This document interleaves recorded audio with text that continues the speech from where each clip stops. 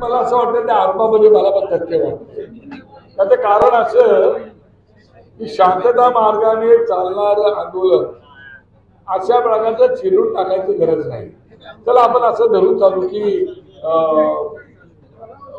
म्हणजे जे आमचे मनोज जरांगे पाटील आहे त्यांच्या जीवाला काहीतरी धोका होईल, तब्येत बिघडेल म्हणून तिकडे महिलांनी कोंडाळा केला होता म्हणून त्यांना घेऊन जाण्यासाठी अडवलं म्हणून काय केलं असेल.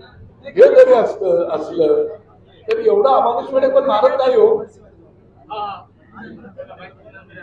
एवढा अमानुषपणे पण मारतो का? आणि गोळी मार गरज काय होती? लाखोचे मोर्चे आम्ही मुंबईमध्ये पाहिले, इतर ठिकाणी पाहिले, पुण्यात पाहिले, तिकडे काही झालं नाही. आणि एका गावामध्ये काही गावातली मंडळी त्यांना पाठिंबा देण्यासाठी आली. त्यासाठी तुम्ही जर एवढ्या प्रकारचा अमानुषपणे करणार असेल तर ते चुकीचे आहे. अशा प्रकारचा दबाव राज्यकर्त्यांनी टाकणं चुकीचे आहे. एखाद्या माणसाला बदनाम करायचं असेल तर काही होऊ शकतं लक्षामध्ये, त्यामुळे ते होऊ शकतं, न होणारी गोष्ट नाहीये. ही घटना घडून गेल्यानंतर आता पाटीलच्या भीतर बसलेले आहेत, त्यांची तब्येत अजून चांगलीच आहे. बरं एवढी तुम्हाला त्यांच्या जीवाची पर्वा होती तर डॉक्टर का नाही पाठवले? आता पण पाहिजे होते ना त्याची काळजी घ्यायला. याचा अर्थ सरकारला या आंदोलनाला एक प्रकारे चिरवून टाकायचं होतं असेल. पण सरकारने मला असं वाटतं की एवढं पण कठोर होऊ नये.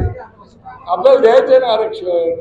हे आरक्षण मिळेल न मिळेल मला माहिती नाही, कारण शेवटी देणारे पण तयार आहेत, विरोधक पण तयार आहेत आणि राज्यकर्ते पण तयार, पण अडचण कुठली आहे असं त्यांची भूमिका होती.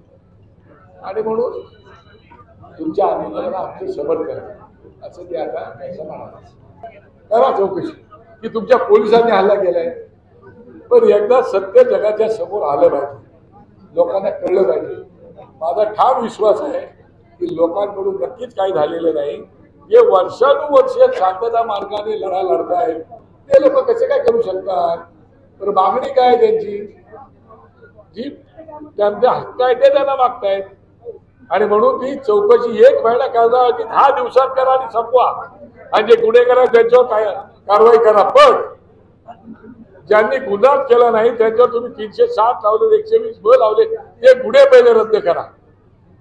आणि मग जे गुन्हेगार आहेत त्याच्यावर गुन्हे दाखल करा. तुम्ही आता तुम्ही सरसकट गुन्हे लावले. पोलिसांनी सांगितलं आमच्यावर हल्ला केला म्हणून पोलिसांनी तुम्ही क्लीन चिट दिली. करा पोलिसांची चौकशी. आज चौकीच्या तुमचा पोलीस आढळला तर तो कोण तुमच्या SP वगैरे जे कोण असेल त्यांना बडतर्फ करा, कारवाई करा आणि त्यांना प्रमाणपत्र माहिती देऊन टाका.